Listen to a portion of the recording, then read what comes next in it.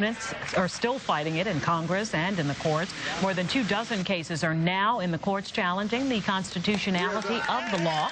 In Congress, Republicans who control the House want to deny President Obama the money that he needs to put the law into effect. But they are expected to fail because Democrats who control the Senate are expected to block them. Joining us now to help us dissect all of this is Emily Ethridge, staff writer for CQ Roll Call. And you have the health beat, so we went right to you to try to get some of this straight. Good morning. Good morning. Happy to be here.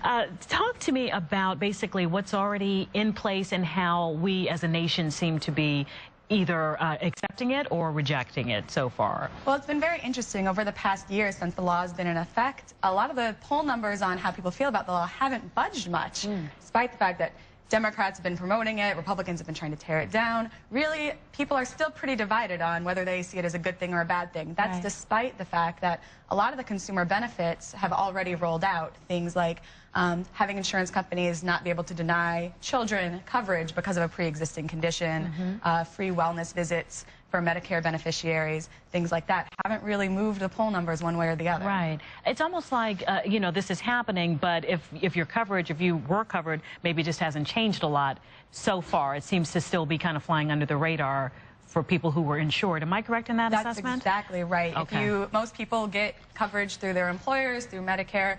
We haven't really seen changes yet for those populations. We're looking now, and we're going to do this for you on the screen. What's in place now? We started with that. So we talked about it a little bit. You can't deny the pre-existing conditions. Is that already in place? That is in place for children. It will become in place for everybody beginning in 2014. Which is a big year. But before we get to that year, could you talk some things? We started rolling some of these things out last year, 2010. Now, what is in place now? What's changed now?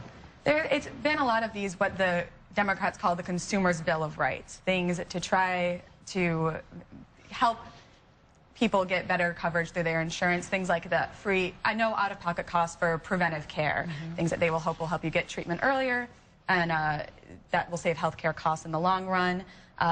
Having states give the ability to review insurers' premium increases so they can make sure that those aren't justifiably high. Again, the children with the pre-existing conditions being able to get insurance. The pre-existing insurance plans that they've created to temporarily insure people who have pre-existing conditions now, states have created new pools for them so they can get insurance, people who wouldn't otherwise be able to get it. As far as what's coming up in 2012, what should we look for 2012? One of the big things in 2012 is this very controversial requirement that nobody likes. The White House doesn't like it. Democrats don't like it. Republicans don't like it. It's a requirement called the 1099 requirement, which asks businesses to file a form with the IRS for every $600 they spend with a vendor every year. The business community is up in arms about this. Everyone wants to get rid of it. No one can quite figure out how. So that's a big point coming up in 2012. Also, the pharmaceutical manufacturers have to pay annual fees. I'm sure they're not happy about that. Right, but that's something that they agreed to in exchange for other parts of the law to get it through. That was part of the negotiation they had out with the White House. So they've agreed to give that a little bit. It's part of a compromise. Okay.